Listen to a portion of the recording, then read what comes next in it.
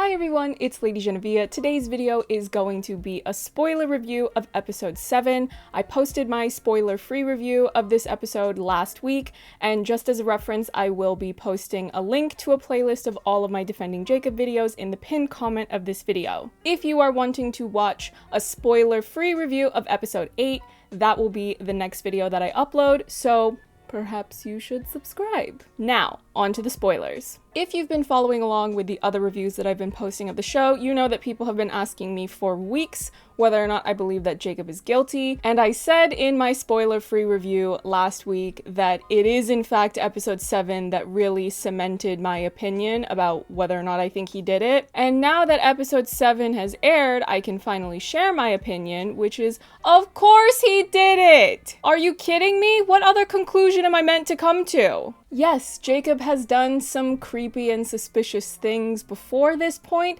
but once that story came out in the courtroom, little boy needs to go to jail. I do want to be fair in my discussion of this particular revelation since it is such a big one. I have not read the book, but I did look up a synopsis after I had watched the entire series for the first time, and I also asked viewers to chime in last week and share, if they had read the book, what other details had been changed from the book to the screen up until this point. I'm not going to go into too many of those details right now, but next week when I do my final review, which will be a spoiler review of episode 8, I will be doing a bit of compare and contrast between the two based on the information that people have written in to give me. Of course, we will talk about episode 8 and we will talk about the show in its entirety, but that comparison between the two canons will also be a part of the video. To make a long story short without being too specific, it seems like there was a lot more damning evidence to suggest that Jacob was guilty in the book, whereas the way that they've gone about presenting it in the show,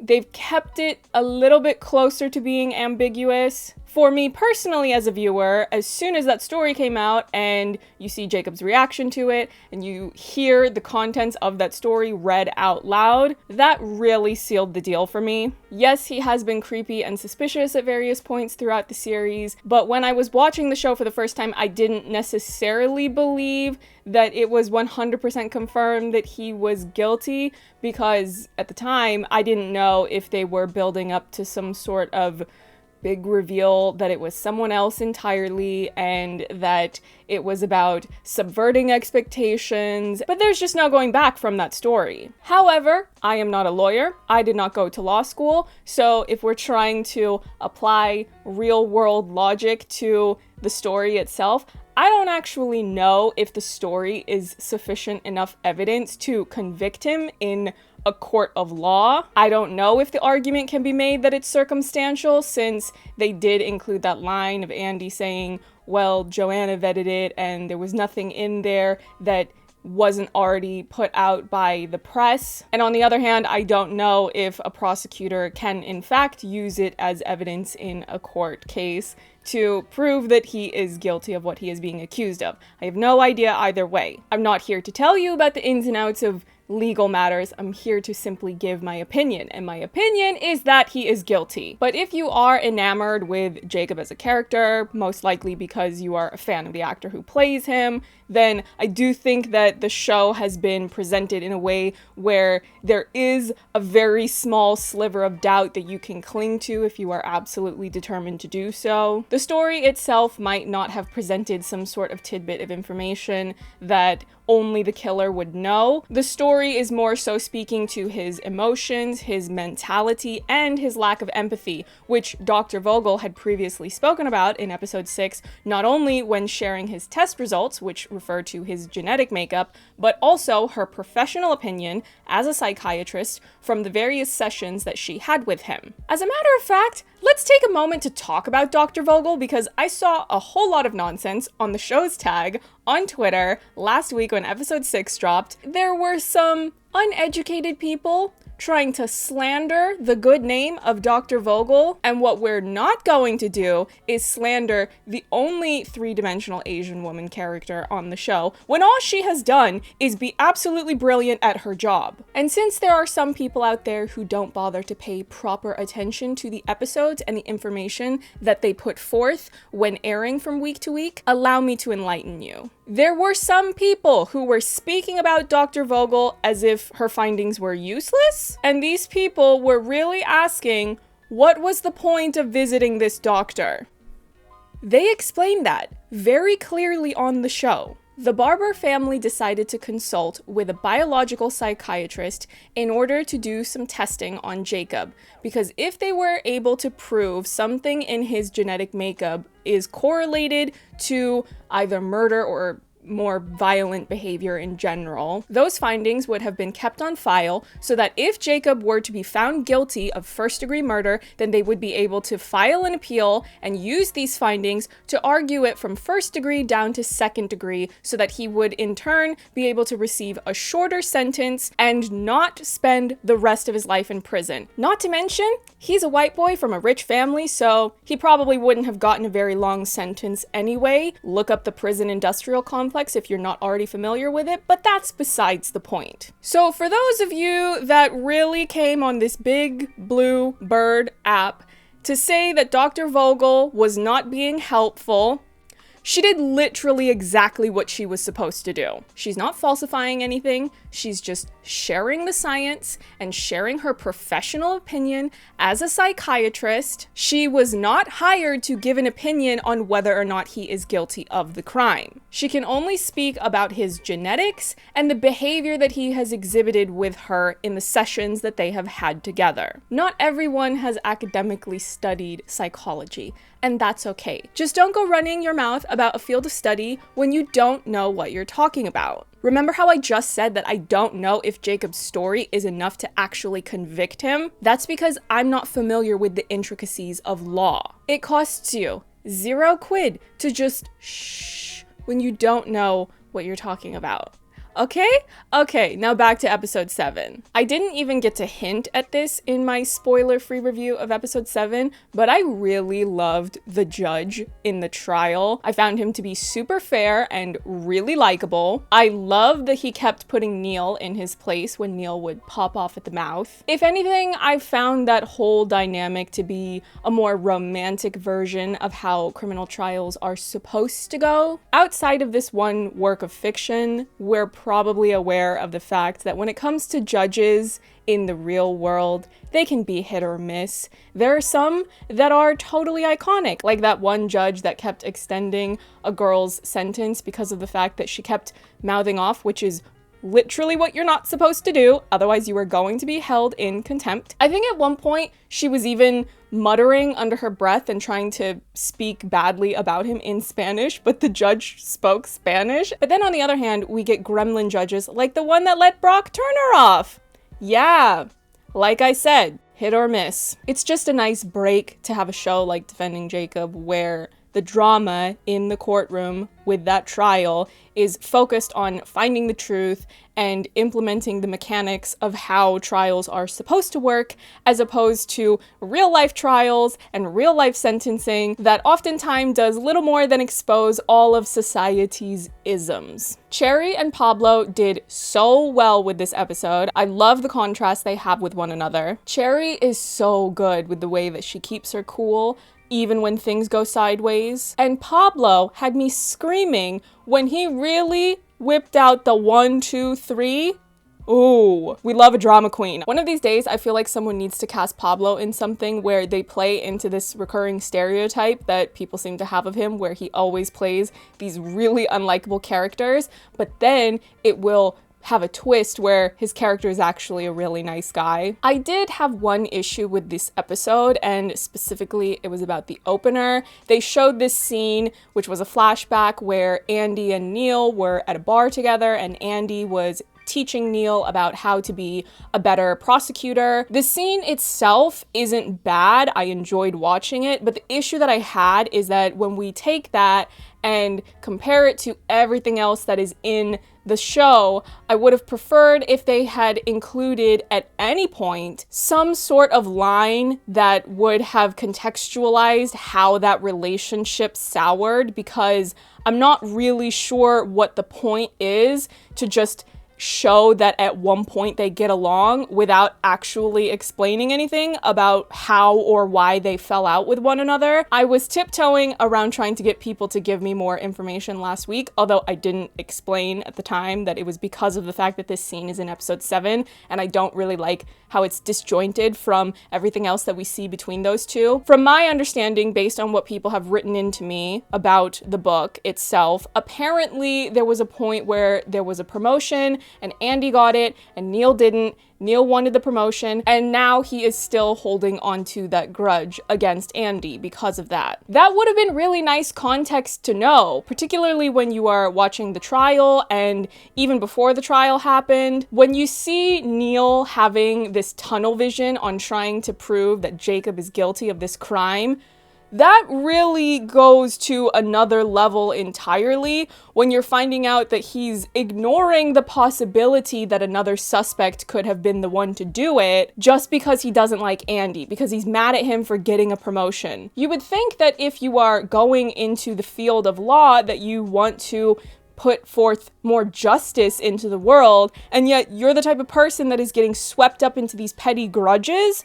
and that's somehow more important than putting a child killer behind bars.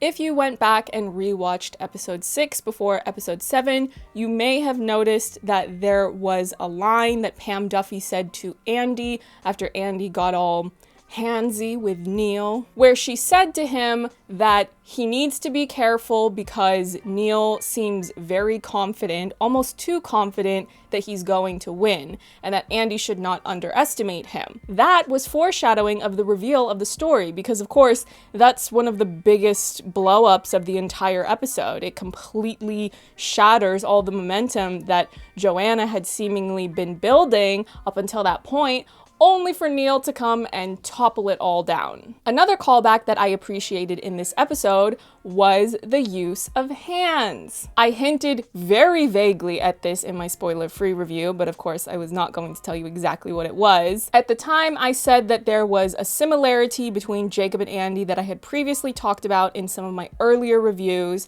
that was going to be returning. I was talking about the hands, because of course, if we travel back to earlier episodes, there was a shot of Jacob's hands rubbing together in the back of the cop car, and then Andy did the same thing when he was sitting in court. Well, they brought that back because they had another shot of Jacob's hands rubbing together to indicate that he's stressed and that he's guilty of what he is being accused of, aka writing a murder story about the person that he is accused of murdering.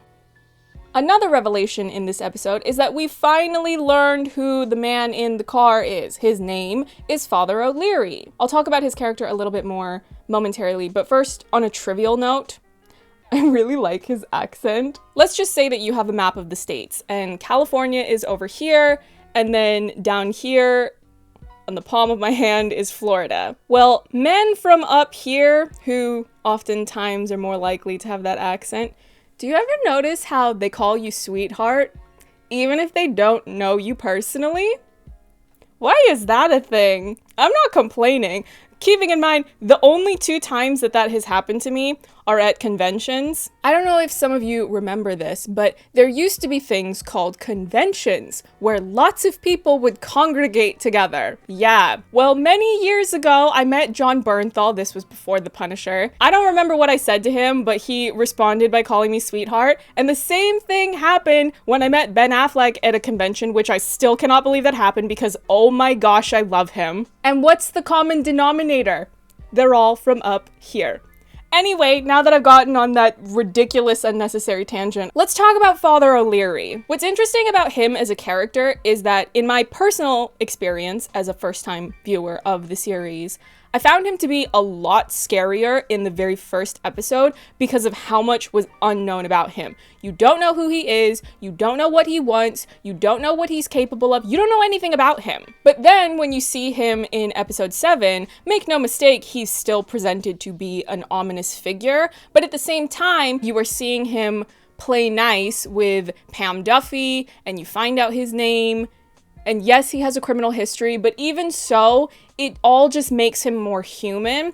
And I find that it's an effective way of storytelling, particularly at the beginning of when they first introduce his character. It's the type of storytelling that you see a lot more in the horror genre, where they really like to play into that fear of the unknown. The Strangers is a really good example of that, where you never learn who those people are. You never learn why they are doing what they're doing. When they are asked, why are you in here trying to kill us? All they say is, because you were home. That's terrifying. And I'm sorry if I spoiled that for you, but that horror film is not new, so you've had time to see it. Some people wrote to me last week and they said that one of the differences from the book to the series was that in the book, Father O'Leary did not follow Laurie around when she was running and he was in his car. I think that if I were to make an educated guess, that was included in the series in order to play on this underlying fear we have about not only stranger danger, but when you have someone following you, especially when you are a woman, and there have been a lot of stories about women getting attacked while they are running, it really just amps up the dramatic tension for that story. And since Laurie is one of the protagonists of the series, you can't help but worry about her as a viewer. Now that we've finally reached the point of more or less meeting all of the main characters of the series, and you know who these characters are, I can start to make some bolder declarations. So, the characters that we support in this household are as follows. Dr. Vogel, brilliant. Laurie Barber, the best person I know. Sarah, an angel who deserves the world. Joanna Klein, a living legend. Pam Duffy, a powerful icon, deserves a promotion. Derek's mum, never did anything wrong, and to Derek's mum, I would like to take this moment to be your own personal Lakeith Stanfield and offer you some advice about where you are living. Get out! Move! People like us are not safe in places like those. The Japanese waitress from Jacob's Birthday deserves far more than those pathetic scraps that Hollywood is giving you. One more honorable mention, even though I think I've made the point that the people that I support on this show are the women. In this household, we also support Matt because he is a victim. He should be looked after and protected and does not deserve to have some white-collar thug rolling up to his house, coming inside and yelling at him, trying to strong-arm him into sharing his story when he might not be ready to do that. The last thing to address is Andy and Laurie. Oh boy, there's a lot to cover. Let's start with something good.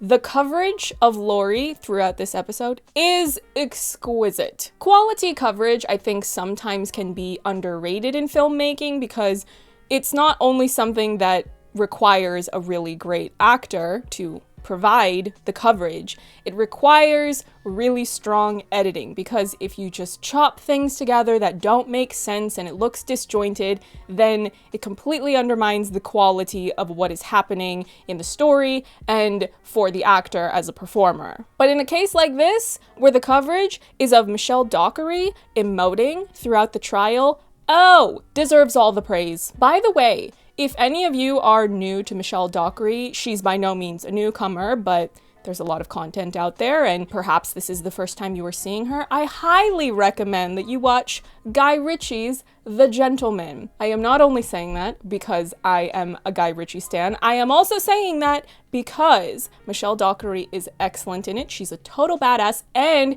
she is dressed from head to toe by the iconic costume designer Michael Wilkinson. Now, moving on to Liar Liar Pants on Fire himself, Andy Barber. There's a point in this episode where he is chatting with his dad on the phone, and when Laurie asks who he was speaking to, he says that it was credit card companies confirming some charges. Why are you still lying to your wife? Especially about this. She now already knows about your father. She visited your father and got him to spit in a tube to help with Jacob's trial when you were too inept to get it done yourself. Lying to your wife for no reason. Heteroculture at its finest. And what's wild is I actually had a drop of hope for Andy Barber in this episode when they go out to the car after learning about the story and he goes, Did you do it? He had me sitting here going, oh, good, we've finally grown some common sense. And then boop, back on his nonsense, lying to his wife, excusing away his satanic spawn.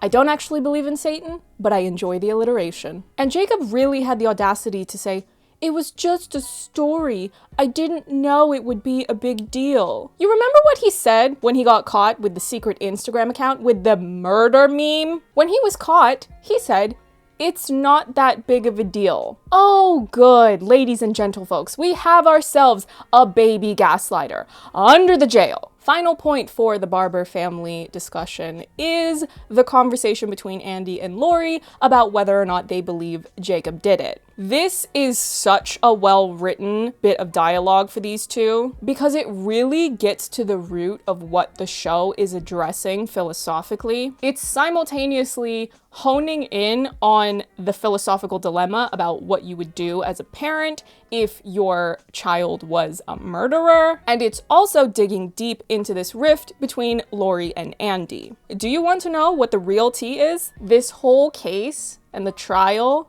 has exposed how Andy and Lori are fundamentally different people to the point of incompatibility. Lori says, explain it away like you do everything. Excuse it away. That type of dialogue is implying a much longer history of him doing this, regardless of what we've seen just on the show. The implication is very heavy there, that this has been a recurring problem in their marriage. His response is, no one could sustain that level of deception. And then her response is, of course he could. You of all people should know that.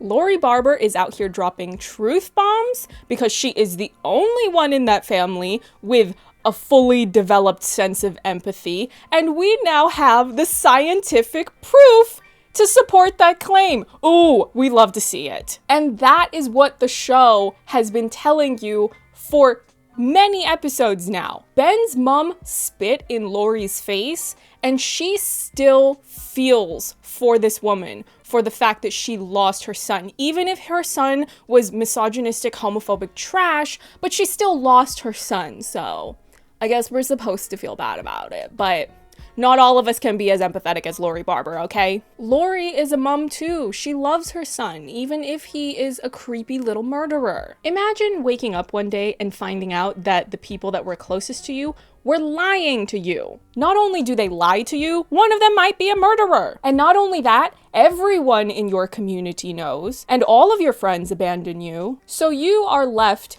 entirely on your own to try to pick up the pieces.